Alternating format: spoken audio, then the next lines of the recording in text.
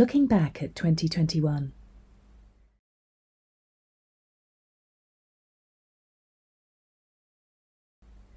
At Second Step, we are grounded and led by our values. They define and shape everything we do. This impact report looks back at 2021 through the lens of these values. Believing in hope and courage, succeeding together, building trust, celebrating diversity, learning and growing. Believing in hope and courage. Recovery becomes a reality when we are confident, courageous, and inspire hope in one another. Change happens and we can achieve great things. 2021 was a truly difficult year for so many of us, and particularly for our clients, so often marginalised and struggling to find the support they need. As we navigated through another year of the COVID-19 pandemic, we looked to each other for support. Throughout this time of trauma and uncertainty, I'm proud that the whole of Second Step was able to come together to embrace new ways of working and new opportunities. We continued to support our clients, and we reached out to more people than ever before. We helped people find and keep a new home and supported others to reconnect with their community. We ran free psychoeducational workshops for hundreds and worked with many men to prevent suicide. All our services have one thing in common. They are driven by the belief that through finding hope and courage, our clients can make real change happen. For example, our Hope Project works with men in Bristol, North Somerset and South Gloucestershire to help prevent suicide. In 2020, an evaluation by the University of Bristol found that men supported by Hope saw their depression fall by 44% and suicidal thinking by 55%. Matty's story is typical of the many men helped by the Hope Project. He found the courage to ask for help and discovered new ways to achieve his hopes and dreams. I reached out for help with regards to contact 101 because originally I just felt absolutely low as hell. And I didn't feel the medication I was on was working anymore. And I was just hit a real low point. Now, originally, I got referred from 101 and the actual National Health Service to Hope, to sort of Hope projects, and then on to Ezra. And then obviously that's where we met. There's this massive stigma with men that, you know, you need to sort of man up. You need to, you know, come on, tomorrow's another day.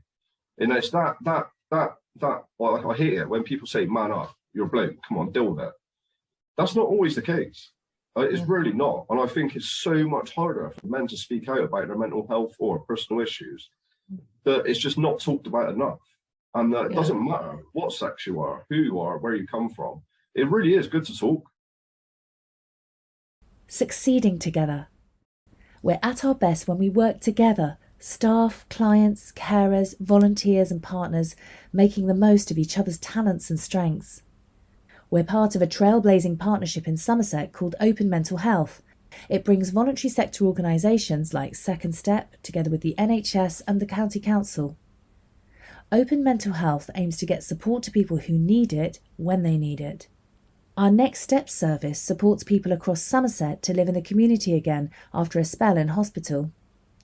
In the 9 months from April to December 2021, we supported 118 clients, we provided 801 hours of face-to-face support, we gave 170 hours of lived experience volunteer support, we signposted people 3,042 times to other services and made 9,826 telephone, email and other online contacts.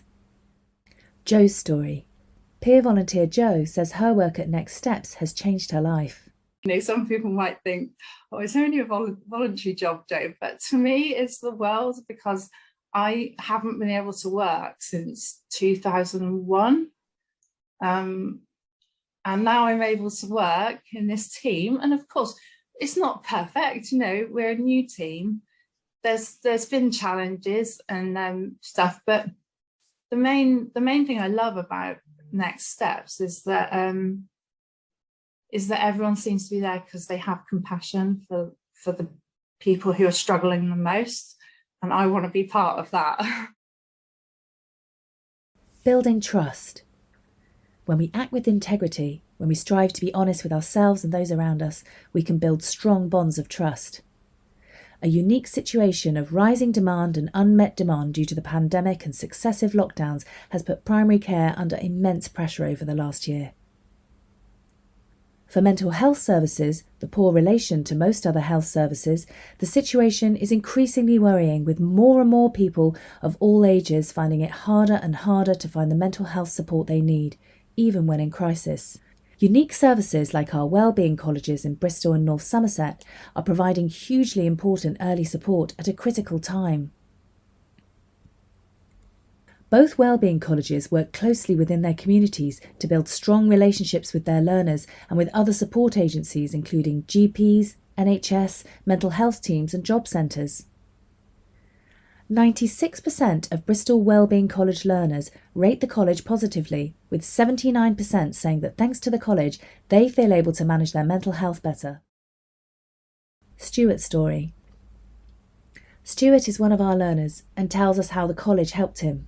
I think from memory, I chose at the time the ones to start with, the ones that I suppose chimed with me more than the others.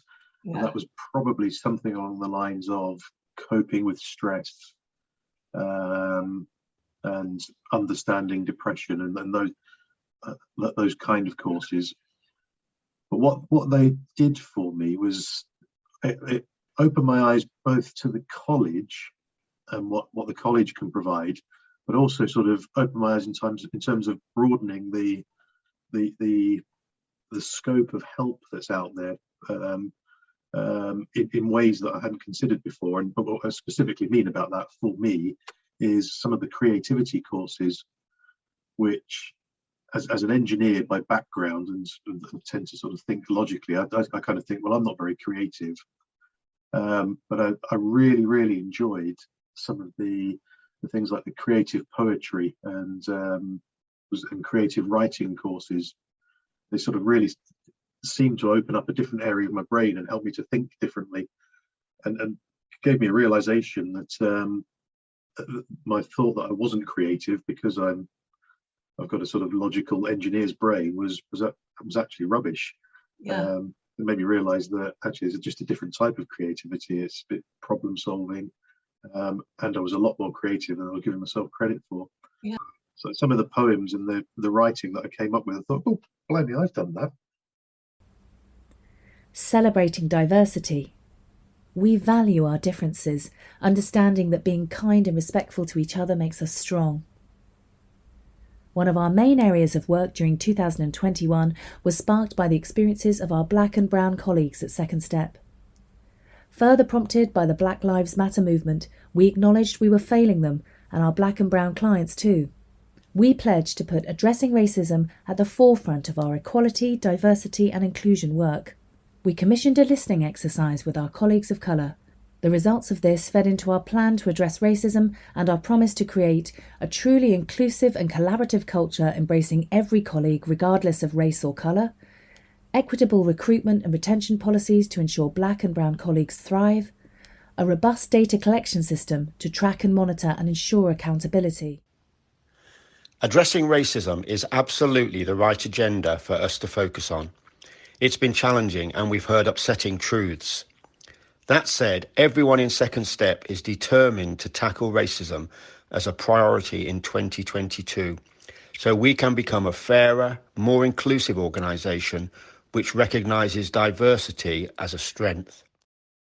Denise looks back at 2021. Our colleague Denise talks about the last year in the context of Black History Month. So this year's been an interesting year because I think following the sort of rise of the civil rights movement for Black communities and ethnic minorities has kind of lifted up the awareness of Black history. So I think there's been a lot more in the media. There's been organisations kind of putting more of a focus on Black history and really thinking about that. How do you think reflecting on our history enables us to move forward? One of the things that I've heard a lot of the stories that I've heard is around what is different now about this civil rights movement to how it was maybe in history and back in the 60s. What's being done very differently now? And I think you need to look back at those times to actually learn what you can do differently going forward. Yeah.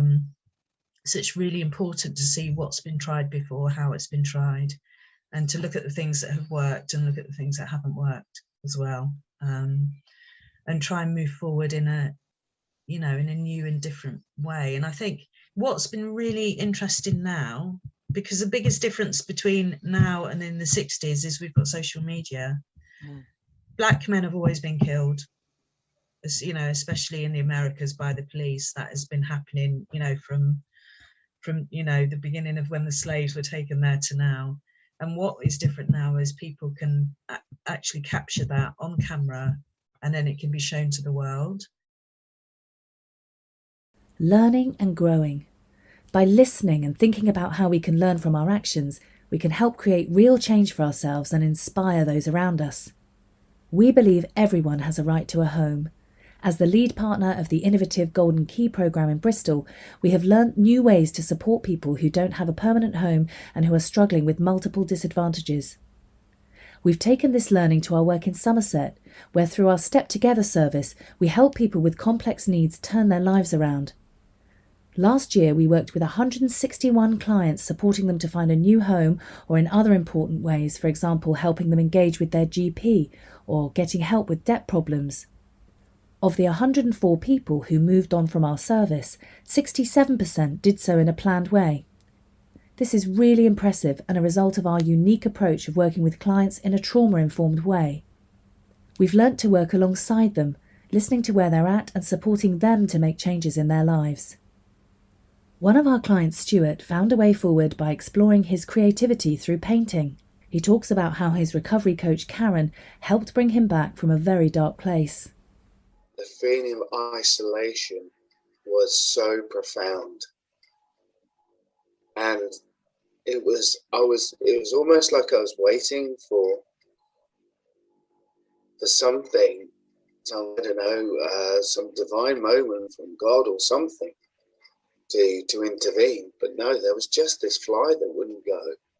But that stuck in me. That was really profound.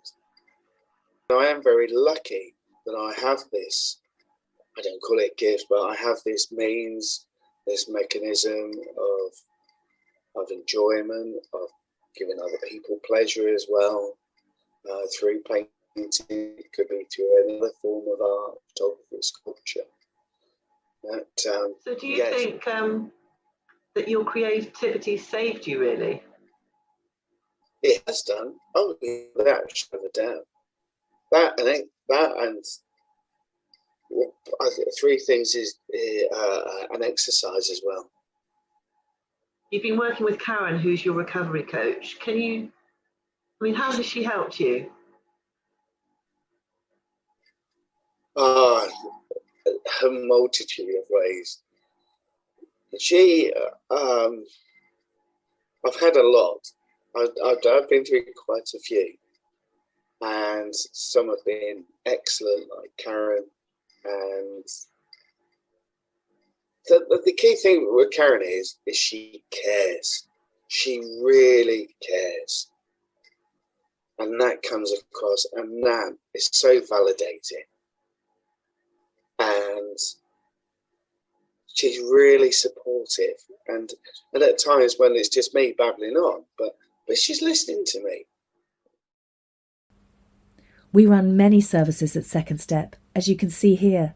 They include groundbreaking projects such as the Golden Key programme in Bristol, which discovered new ways to change the system to help people facing multiple disadvantages.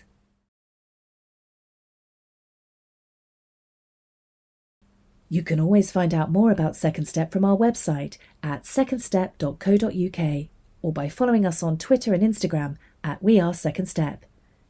Thank you.